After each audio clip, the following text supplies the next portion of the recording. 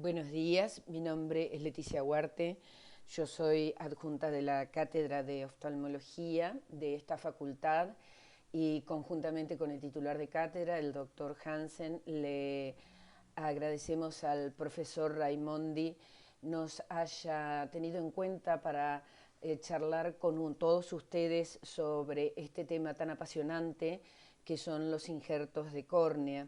Además, desde mi punto de vista meramente personal, tuve el placer de trabajar con el doctor Clemente Raimondi allá en los albores de los años 90, cuando se generó Cucaiba y empezamos con esta pasión que es tratar de generar trasplantes de órganos y tejidos en la provincia de Buenos Aires. Así que es un placer estar con ustedes en el día de hoy. Quizás con alguno de los docentes ya hayan tenido alguna referencia de esto. Vamos a hablar un poquito de historia y un poco de las referencias en la antigüedad, porque toda vez que se habla de trasplante es la sustitución de un órgano o tejido. En realidad, cuando es sustitución de tejido deberíamos usar la palabra injerto porque no hay conexión vascular. Es la sustitución de este órgano o tejido enfermo cuando ha perdido funcionalidad y el mismo no es posible repararlo con la medicina, la farmacología o la cirugía convencional. Ya hay referencias de estos en cuadros que se ven desde el siglo XV del milagro de Cosme y San Damián. En realidad, los ya santos Cosme y San Damián fueron dos gemelos que vivieron en el siglo III en la zona de Arabia y a quienes se les atribuye el primer intento de trasplantar una pierna en un guerrero que le habían extraído a un esclavo negro fallecido. Toda la historia transmitida oralmente habla de los padecimientos que tuvieron que atravesar estos gemelos por parte del emperador. Y con el tiempo, en realidad, todo esto que parecía milagroso ha sido alejándome un poquito apenas del tema de los trasplantes, pero no de la historia, de la medicina que es tan atrapante. Siempre le recomendaba a mis residentes en el Hospital Rossi que leyeran al empezar su residencia el libro El médico de Noah Gordon y se los recomiendo a ustedes también. Es un libro novelado, fácil de leer, muy interesante porque habla la historia de un apasionado barbero, apasionado en el arte de curar, que lleva a cabo una verdadera odisea atravesando el Canal de la Mancha y saliendo desde Inglaterra para llegar a Persia, donde en el año 1000 se encontraban los maestros de la medicina. Él aspiraba a llegar a ser un médico. Es un verdadero canto a la profesión de ser médico y allí ya hace referencia a trasplantes de órganos y tejidos y referencia en el caso de mi especialidad a la cirugía de cataratas, situación que uno piensa lo que era en ese momento, que la luxaban apretando el ojo y se horroriza, pero quizás había algunos ciegos que tenían algunas probabilidades más. Ya es Erasmus Darwin en 1803 quien sugiere por primera vez la probabilidad de que una córnea que había perdido la transparencia podía volver o retornar a ser transparente con un trasplante. Hasta que en 1906 Edward Sirm en Praga lleva a cabo el primer trasplante en un operario que se había quemado con un cáustico. A partir de allí, en 1928, el doctor Manes en nuestro hospital Rawson lleva a cabo el primer trasplante de córnea y luego, a partir de los años 40, el doctor Jorge Malbrán y las generaciones sucesivas de su familia han sido verdaderos precursores y reconocidos internacionalmente en la cirugía de trasplante corneal. Tolerancia. La córnea es esta membrana transparente, engastada como un brillo de reloj, decíamos antes, y ahora los relojes son electrónicos y planos y nos quedamos sin analogía, pero en realidad la córnea es un tejido absolutamente transparente, por más que en todas sus capas haya diferencias anatómicas sustanciales. La capa del epitelio, que es la más externa en contacto con la lágrima, y la membrana de Bowman son aquellas capas que pueden restituirse ad integrum frente a un daño con recuperación de la transparencia. Pero cuando la progresión de la lesión, por ejemplo, un trauma, una herida, una quemadura por un cáustico o una lesión herpética, van más allá de la segunda capa, la membrana de Bowman, ya el estroma, la membrana de Descemet y el endotelio no tienen capacidad de recuperación. Y al perder la capacidad de recuperación se pierde también esta maravilla anatómica de la translucidez. Y ahí es donde entonces tenemos que llevar a cabo un trasplante de córnea. El trasplante de córnea en realidad debería ser nombrado como injerto de córnea porque al ser la córnea un tejido avascular, no hay conexión de vasos, pero bueno, la habitualidad es que hablemos de trasplante de córnea.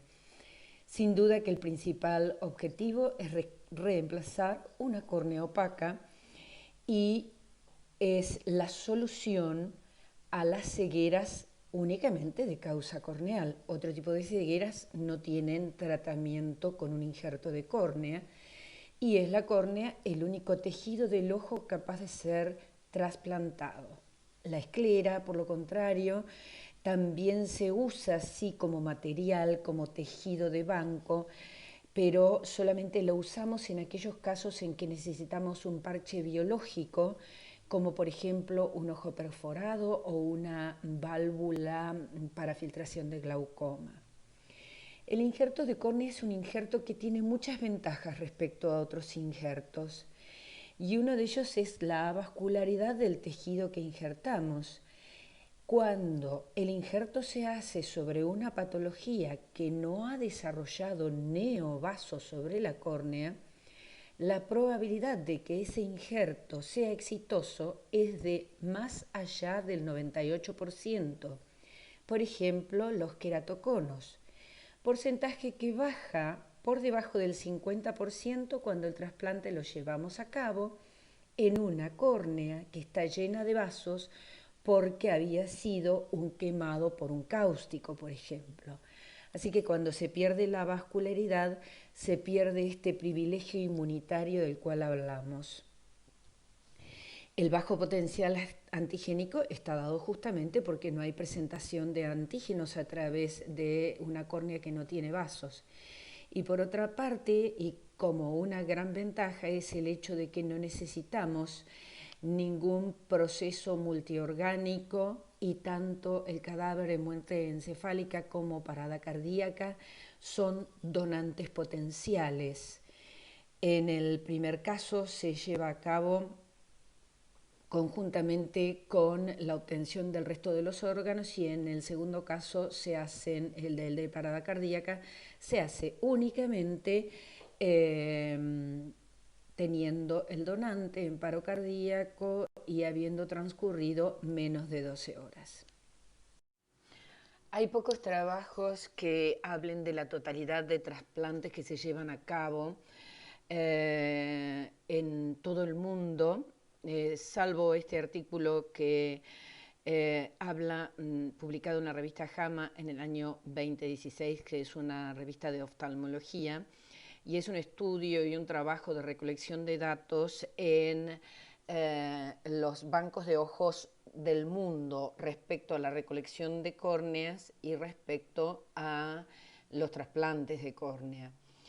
Se realizan aproximadamente cerca de 200.000 trasplantes por año en los 116 países, o sea que en los países del mundo en casi todos se lleva a cabo el trasplante de córnea, pero la procuración solamente ocurre en 82 países, procurándose cerca de 284.000 córneas. La mitad de los trasplantes se llevan a cabo en Estados Unidos, India y Brasil. Son países de gran concentración poblacional, la India, Estados Unidos y Brasil, y no tenemos datos de China, que tiene una población similar a la India, ¿no? Y el 89% son realizados por córneas, con córneas procuradas en el mismo país donde se lleva a cabo, y hasta ese año el 90% de los trasplantes eran penetrantes. Hoy en día hay una tendencia global a realizar injertos de tipo lamelar, o sea que no incluyan la totalidad del tejido corneal, que tienen bastante tolerancia y permiten solamente el recambio de la capa de la córnea que se encuentra afectada. Esto es un cuadro de situación de nuestro país y este cuadro es actual. Fíjense, ustedes pueden ver claramente que hay muchas pacientes en lista de espera de órganos. La córnea está incluido dentro de los órganos, pero es un tejido, lo mismo que la esclera, que la utilizamos como parche, no es para trasplantar esclera, sino es un parche biológico. Y parecería mentira que hay 1.463 pacientes con por lo menos uno de sus ojos esperando para ser trasplantados. Si sumamos todas las córneas que se están esperando en el país, llegan casi a 2.000 pacientes. Es una cifra muy alta, no en este contexto donde la pandemia no nos permite y la falta de test serológicos no nos permite testear a todos los pacientes, por lo tanto el aumento de cantidad de óbitos no va directamente proporcional a la cantidad de donantes, pero en condiciones normales la cantidad de donantes de córnea debería ser mucho mayor. Recuerden que fíjense la cantidad de bancos de córnea que hay dispuestos en el país, son uno por provincia. Estos bancos tienen función de ablación y se puede implantar el tejido corneal en casi todas las provincias del país. Durante el mes de agosto del 2018 entró en vigencia la ley 27.447, que fue llamada Ley Justina, honrando a Justina, una nenita de 12 años que falleció esperando un trasplante cardíaco. Esta ley de órganos, tejidos y células, de trasplantes de órganos, tejidos y células de la Argentina, establece fundamentalmente la prioridad de los trasplantes en cuanto al traslado aéreo y la situación del donante presunto, que implica que toda aquella persona que fallece es un donante presunto, siempre y cuando no haya expresado lo contrario durante la vida, quitando la necesidad de consultar a la familia de manera directa frente a la presencia de un fallecimiento. Además, habilita la creación de servicios de procuración, entes de asesoramiento, establece también el procedimiento de donación cruzada y facilita los procesos en donde intervenía los jueces de intervenciones judiciales que hacían tan complejos a veces los trasplantes en esta situación. A partir de allí hubo un incremento importante durante el 2018 y se continuó en el 2019 de la cantidad de pacientes inscriptos en lo que hizo a la situación de córneas en particular Fíjense cómo se nota un importante crecimiento en la cantidad de trasplantes de córnea que ocurrió en el año 2019 a partir de esta ley, y lamentablemente con toda esta situación vivida en el 2020 se detuvo, pero marcaba un incremento proporcional bastante importante. Bien, una vez que ocurre el acto de donación, tenemos que hacer un screening tanto del donante, revisando su historia clínica de manera exhaustiva, como un screening del tejido corneal. En lo que se refiere al tejido corneal, se evaluará con luz directa si no existen opacidades de la córnea, y se investigará la presencia de un lente intraocular, cirugía de catarata o bien antecedentes de haber tenido cirugía refractiva o un trasplante de córnea previo. En lo que se refiere puntualmente a los menores de 2 años, el tejido corneal antes de los 2 años es un tejido demasiado elástico y demasiado curvado, y en general no es un tejido útil, salvo que exista una solicitud para un recién nacido con anomalías de Peters, en donde se busca córneas de alta curvatura. En cuanto al screening del donante, todas las causas que ustedes están leyendo y que pertenecen a la donación de órganos y tejidos en sí, y se hace especial énfasis en las infecciones víricas por HIV, hepatitis B, hepatitis C, rubeola, que se ha comprobado fehacientemente la transmisión de estas infecciones a pacientes con córneas trasplantadas, en donde se desconocía el antecedente de estas infecciones en el donante. Como también la imposibilidad, obviamente surge de esto, de realizar un estudio serológico de este paciente. La obtención de córneas es en realidad en cualquiera de los procedimientos que se lleva a cabo. En proceso de donación multiorgánica de muerte encefálica, el donante en muerte encefálica es donante de órganos y tejidos. Pero el proceso de donación de tejidos no requiere más que un donante con parada cardíaca y un determinado tiempo transcurrido, en el cual en ese tiempo las córneas no se hayan opacado, haya habido un cuidado del cadáver. Cocaiba dispone de este tipo de información para los donantes de tejidos. Fíjense, todo paciente fallecido es potencial de un donante de tejidos. En la provincia de Buenos Aires hay 1.500 personas esperando un trasplante de córnea. La procuración de tejidos es la solución para esta problemática. Estamos hablando de tejidos, piel, válvulas cardíacas, huesos y córnea. Huesos entran hasta huesecillos del oído. En el caso de la córnea, aclara lo que veníamos conversando recién, es de 2 años en adelante descartar los inconvenientes serológicos y de cuidado del cadáver, que las córneas permitan estar los ojos cerrados y la córnea no se haya desecado, y que sea óptimo dentro de las primeras 6 horas y máxima a las 12 horas de haber fallecido.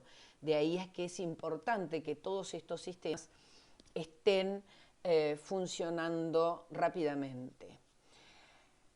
¿Qué ventajas tiene el injerto corneal respecto a otros injertos o trasplantes? Fundamentalmente el hecho de que no requiere antígeno de histocompatibilidad. El rango etario de los donantes es de más de 2 años hasta 75, pero no habría límite, porque ya vamos a ver el tipo de trasplante que se puede llevar a cabo, y a veces una córnea de un donante de 80 años puede ser utilizada. En casos excepcionales y en el caso de córneas rechazadas previamente o injertos rechazados previamente, se puede llegar a solicitar el abo del paciente. En general no internamos a los trasplantes de córnea y en general no se requiere llevar a cabo inmunosupresión posterior.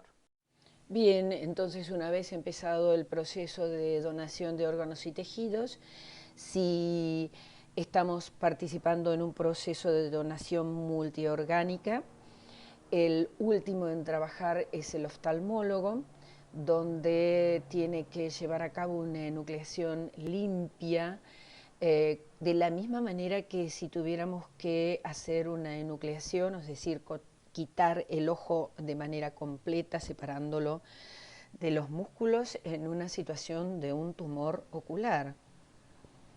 Esta enucleación debe ser absolutamente atraumática, porque todo el movimiento que se lleve en el ojo puede doblar o atriccionar la córnea, y de esas maniobras depende quizás el futuro de esa córnea en el receptor. Luego de sacar los globos oculares, de llevar a cabo la enucleación, se procede a poner un relleno con gasas, o si viene el conservante con prótesis que antes venían, poner algo que le dé volumen a la órbita y el familiar no detecte que existe una cavidad ahí anoftálmica, entonces se pegan los bordes de los párpados con la gotita. Después vamos a ver cómo se trasladan estos globos oculares. Así, enteros, es como deben llegar al banco de córneas, donde en el banco van a separar el globo ocular van a separar la córnea del globo ocular. El resto del globo ocular se manda a patología y la córnea se coloca en un medio de conservación como este que se ve acá. El medio de conservación tiene múltiples marcas y ahora vamos a verlo, y se estudia. Se le hace un estudio y se la clasifica de acuerdo a la cantidad de células que tiene por microscopía especular. Toda esta tarea se lleva a cabo en el banco. Se obtiene la cantidad de células y la calidad de las mismas a través de este conteo, y por último se le pone se le asigna una clasificación y comienza el proceso de distribución y entrega. El resto del globo ocular se va a patología, y además la esclera puede limpiarse, porque si bien no es un tejido que se trasplante, es un tejido que puede almacenarse por muchísimo tiempo, años, y es un excelente parche ocular, por ejemplo, frente a perforaciones. Inicialmente el traslado del globo ocular se hace así, en una cámara húmeda, el globo ocular envuelto en gasas con antibióticos, y una vez separada la córnea del globo ocular, se lo coloca en un medio de conservación que permite la conservación en una heladera en el banco por un periodo de aproximadamente 10 a 14 días. Esto es existen varias de las marcas. Uno de ellos es el Optisol, tiene condroitinsil, sulfato, antibióticos, y tiene un color muy característico que es un rosado, que tiene una sensibilidad particular. Esa sensibilidad es lo que hace que si ocurre una infección de esa córnea dentro del frasco, el líquido que lo mantiene va a virar, va a cambiar de color, se va a tornar en un casi rojo intenso, y nos va a estar hablando de que esa córnea ya no es viable. Veamos entonces cuáles son los criterios de asignación una vez que la córnea se encuentra en el banco de córneas, ¿no? El primer criterio de asignación que se lleva a cabo por el SINTRA, que es el Sistema Informatizado de Trasplantes y que se maneja a nivel nacional, es el hecho de la urgencia. ¿Cuándo es urgente? Es urgente cuando el ojo está perforado o hay un desemetocele, que es una ectasia o una perforación tan grande que lo único que queda es ahora ya lo vamos a ver en algunos slides, ese agujerito en la membrana de Descemet, por lo tanto se denomina descemetocele y está por perforarse en cualquier momento. El segundo criterio de asignación es el de receptor de menos de 18 años, o se llama también vulgarmente pediátricos. Luego está el criterio de la ceguera bilateral, cuando con ninguno de los dos ojos tiene una visión mayor a 1/10, o sea, no llega ni a ver el primer renglón de nuestro cartel de optotipos. Y por último, sigue el listado general. ¿Qué tipos de trasplantes tenemos?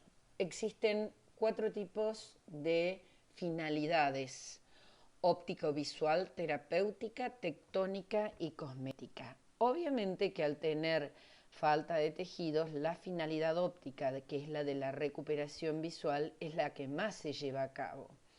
Y quizás una de las patologías que se lleva a cabo con mayor frecuencia el trasplante es el queratocono, que es esta deformación ectásica de la córnea. La córnea se parece a un cono y no a un vidrio de reloj achatado. El queratoglobo lo es en forma de globo. Los leucomas son opacidades, tal cual pueden ver acá. Esto puede ser una opacidad por un herpes, por ejemplo. Distrofias corneales como las que están viendo acá, que son procesos hereditarios bilaterales, en donde hay familias enteras con esta enfermedad. Recuerdo una familia que teníamos en el Hospital Rossi, que habíamos logrado levantar los antecedentes de casi 4 generaciones y habíamos logrado trasplantar a individuos de 3 generaciones, o sea, abuelos, hijos y nietos, porque se había presentado de una forma en donde la penetrancia y la expresividad de la distrofia era muy importante. Y también las tesaurismosis o degeneraciones corneales. En este caso es una tesaurismosis por la ingesta de cloroquina. Cualquiera de ellas, al realizar el trasplante, el ojo va a recuperar visión. Cuando la finalidad del injerto es una finalidad tectónica, lo que se intenta en realidad es reparar la estructura. En la figura superior ustedes pueden ver que casi ni se ve dónde está la pupila, la perforación, la desaparición del tejido corneal producto de un absceso es tan grande que lo único que está manteniendo el contenido ocular es ese iris que ustedes ven asomar por la perforación. Entonces, en ese caso sabemos que vamos a reparar la arquitectura, pero la funcionalidad del ojo está comprometida. En la figura inferior quiero que tomen especial atención a la cantidad de vasos que se ven invadiendo desde el limbo la córnea. Ese es el típico descemetocele del cual habíamos hablado, que es un quiste de la membrana de Descemet. ¿Por qué quiste? Porque todas las otras capas de la córnea, las más superficiales, han desaparecido, se han desintegrado y queda únicamente la membrana de Descemet, que es muy elástica, resistiendo la presión del ojo. El descemetocele es esta ampolla de la membrana de Descemet que en general tiene una vida efímera y termina perforándose, por eso es que son en realidad tanto la perforación como el descemetocele causas de solicitud de córnea en forma de urgencia. Acá también lo más probable es que la córnea cuando se trasplante tenga rechazo porque la presencia de semejante cantidad de vasos como tiene este ojo sean ya una vía de probable desarrollo de un rechazo corneal. En el caso de que la finalidad sea la finalidad terapéutica, sin duda es porque el resto de los tratamientos que se han aplicado en forma tópica, local y sistémica no han sido efectivos y el ojo está en peligro de perder la funcionalidad. Las infecciones por virus como el herpes, bacterias como la pseudomonas de hongos como el Fusarium o parasitológicas como la Cantameba son infecciones que de por sí producen una necrosis avanzada con casi una desintegración del tejido corneal, como ocurre en el caso de la pseudomona, que genera una proteólisis del tejido corneal muy rápidamente. En esas condiciones hay que proceder a generar un injerto de índole terapéutica. O también puede ocurrir, en algunos casos como los vamos a ver, ante pérdidas de sustancias severas, como son las queratolisis por afecciones reumáticas, dentro de los cuales la artritis reumatoidea es la que con mayor frecuencia genera este tipo de patologías severas sobre el tejido corneal. Por último, la finalidad cosmética apunta a mejorar la visión de ese ojo, la estética del ojo.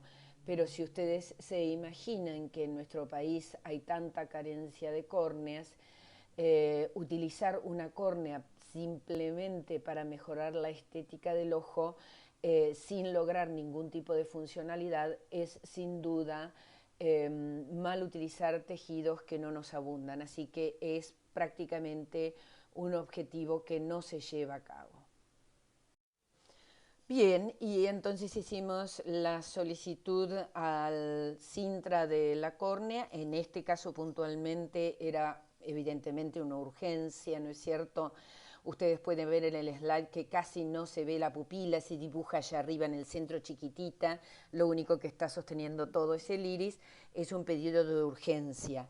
Pero, o sea, tenemos al paciente en el hospital. Pero si por lo contrario no fuera una urgencia, tendríamos que llamar al potencial receptor, tener la posibilidad de realizarle estudios o que el paciente tenga los estudios actualizados a medida que sabemos que va avanzando en la lista de espera. Y una vez dentro de la institución se debe realizar serología para enfermedades transmisibles a través del trasplante, previo al trasplante, fundamentalmente hepatitis B, C y HIV, para cubrirnos por temas de índole legal. El paciente así dentro de la institución se lo prepara, elegimos el tipo de trasplante que vamos a llevar a cabo, medimos el diámetro de del tipo de medida de la córnea dadora y de la receptora y elegimos la técnica que vamos a usar, qué tipo de injerto vamos a llevar a cabo. Muy bien, recién clasificamos los injertos de acuerdo a la finalidad. Ahora veremos que hay otra manera también de clasificarlos, que es de acuerdo al tipo de trasplante y a la capa de la córnea que involucre. Así, el más común es el injerto penetrante, que involucra a las 5 capas corneales, desde el epitelio hasta la totalidad de la membrana de semen y endotelio también.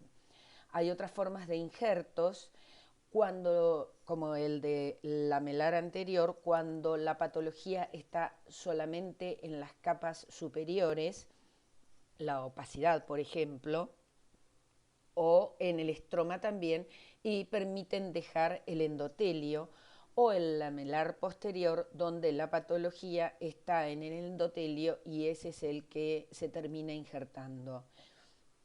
Estos dos maneras, lamelar anterior y lamelar posterior, son injertos mucho más sofisticados que han surgido en los últimos tiempos y obviamente requieren de tecnología superior para su realización.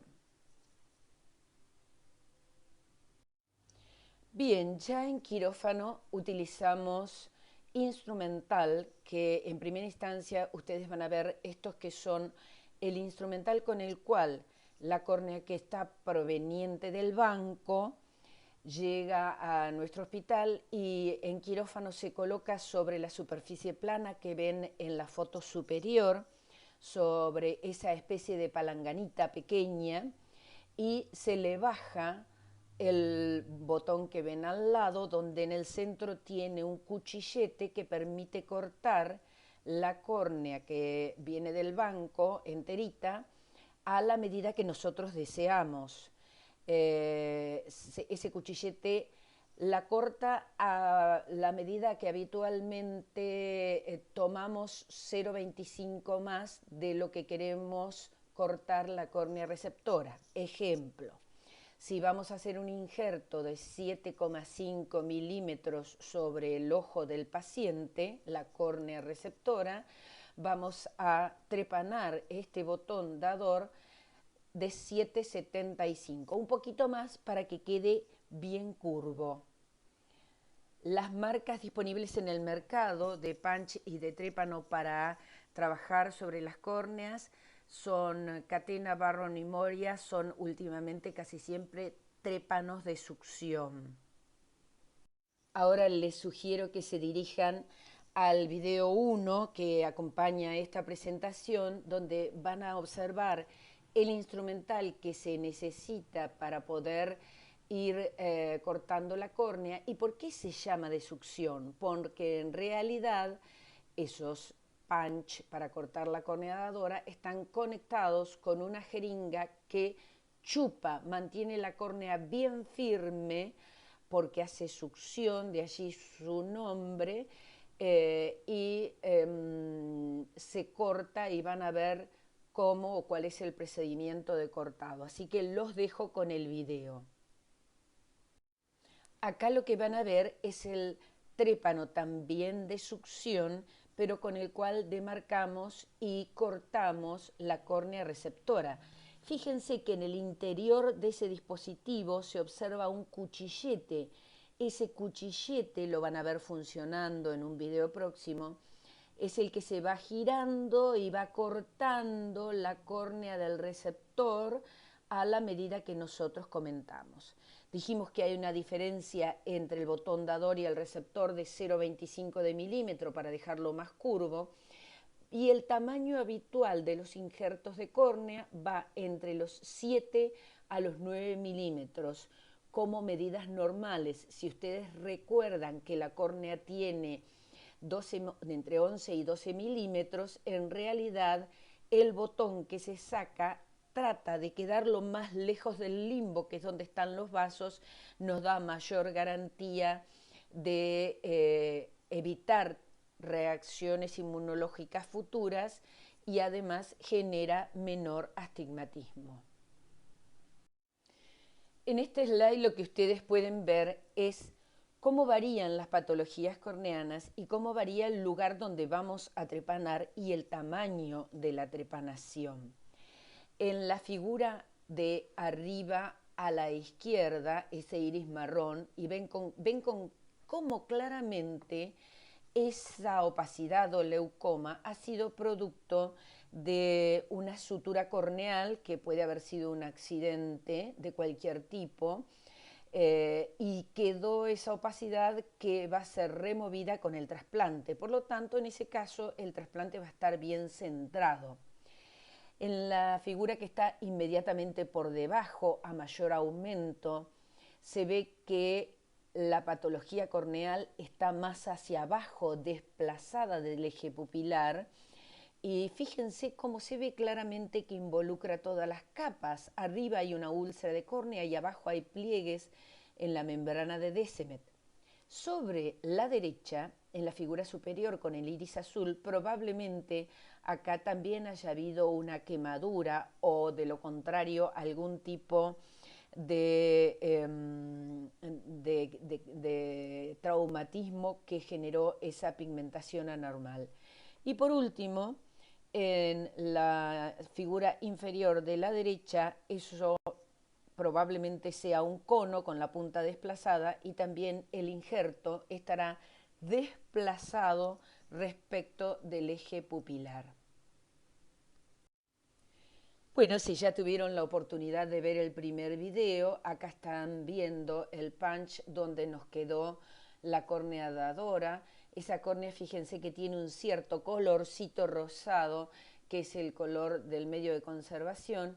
Se va a retirar desde esa plataforma con una espátula que está por debajo de la córnea. En este momento la córnea está con su endotelio, la parte más crítica, hacia arriba, y vamos a trabajar con la espátula desde abajo para levantarla y sacarla de la plataforma del punch, y atriccionar lo menos posible. Esto es un momento crítico. Y ahora los invito a que vean el video del trasplante en curso, en donde se va a usar el trépano de succión. Van a ver cómo se coloca en el lugar de la córnea que queremos trasplantar, se gira hasta que el cuchillete que estaba adentro corta toda la córnea y empieza o se saca la córnea que estaba enferma y se coloca el primer punto de la córnea donante. Es un momento crítico para el ojo porque queda totalmente ex vacuo, queda la tapa salida, digamos, de alguna manera, ¿no? Bien, y este es el modelo terminado. En la figura superior observen que se usaron puntos separados. El uso de nylon 10 ceros, habitualmente en 16 puntos, es lo más común. Y en el caso de que la córnea receptora presente vasos o tenga una patología que la haya vascularizado, utilizamos con mucho mayor frecuencia la sutura separada para que nos permita manejar los puntos con mejor tranquilidad. En este caso, yo, sin conocer el paciente, podría decir que el injerto fue producido por un herpes porque ha depigmentado la cara pigmentada del iris, típico de los herpes. En la figura inferior es altamente probable que haya sido un injerto en un queratocono y se utilizó otro tipo de sutura. Esa sutura se denomina surget. El surget es una sutura que va generando esta costura tipo dobladillo, a la cual se le colocan inicialmente 8 puntos cardinales que en esta figura inferior ya se han retirado. Tiene una gran tolerancia y tiene un excelente manejo del astigmatismo en estos casos, pero es para córneas sin vasos. Bien, una vez realizado el injerto, ¿qué puede fallar? Lo que puede ocurrir es que la córnea nunca se vuelve transparente, permanece siempre con edema desde el segundo día de la cirugía. El injerto corneal tarda un tiempo en recuperar transparencia. No nos olvidemos que la córnea esa estuvo en la heladera por 7 a 10 o 15 días, hasta que vuelve a tomar temperatura y el endotelio vuelve a recuperar funcionalidad.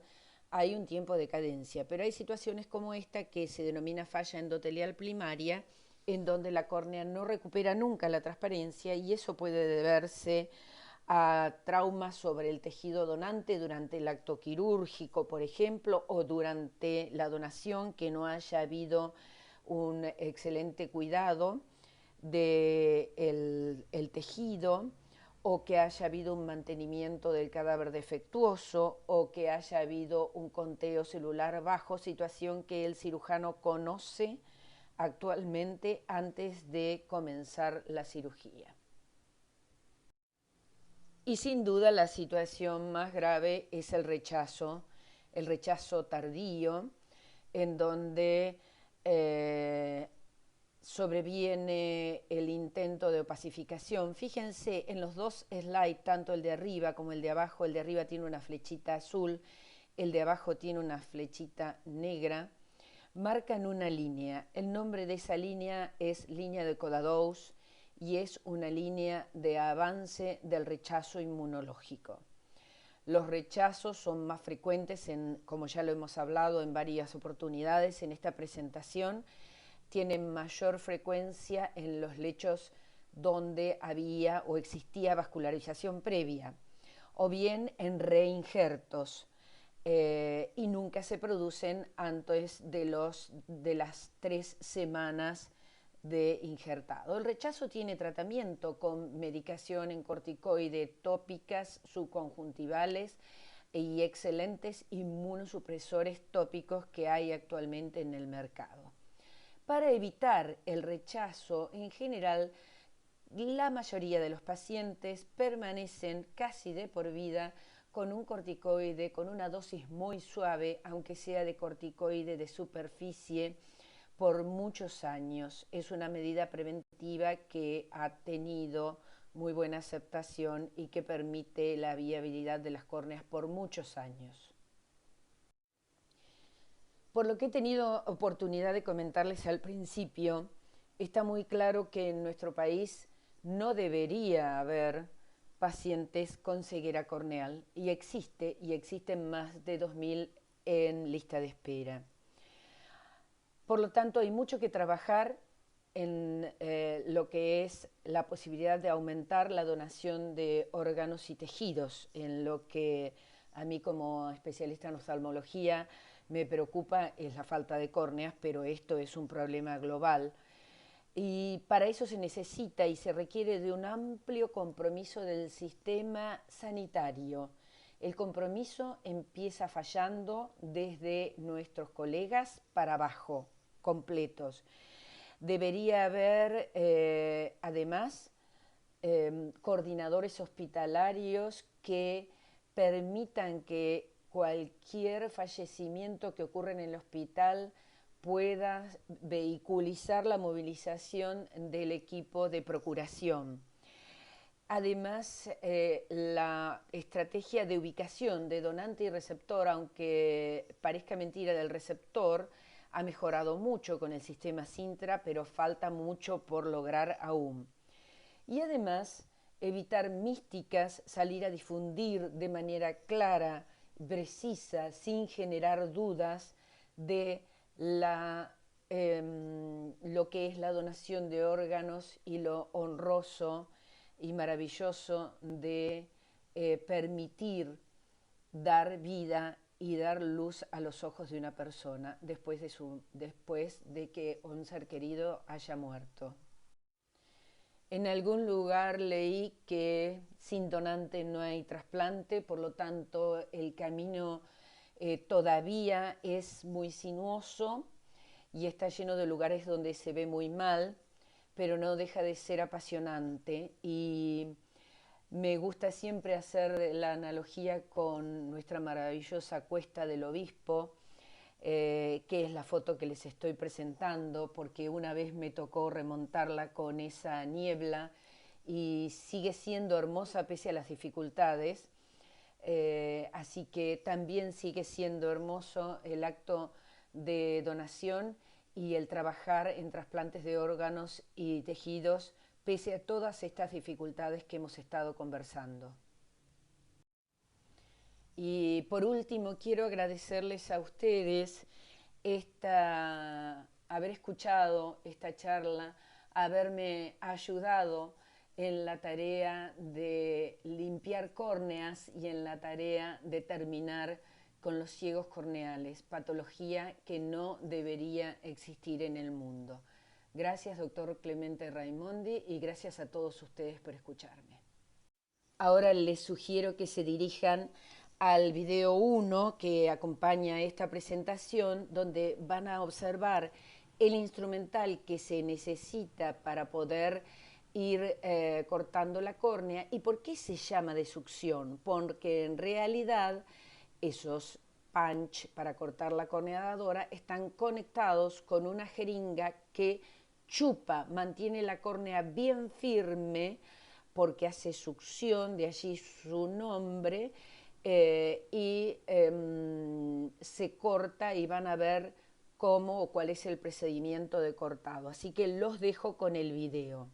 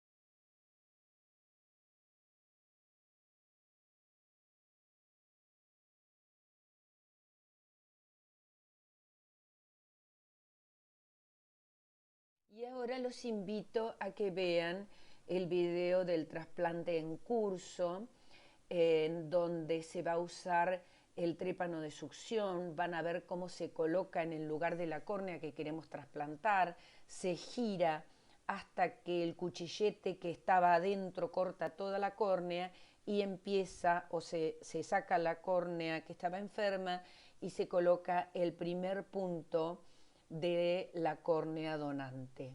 Es un momento crítico para el ojo porque queda totalmente ex vacuo, queda la tapa salida, digamos, de alguna manera, ¿no?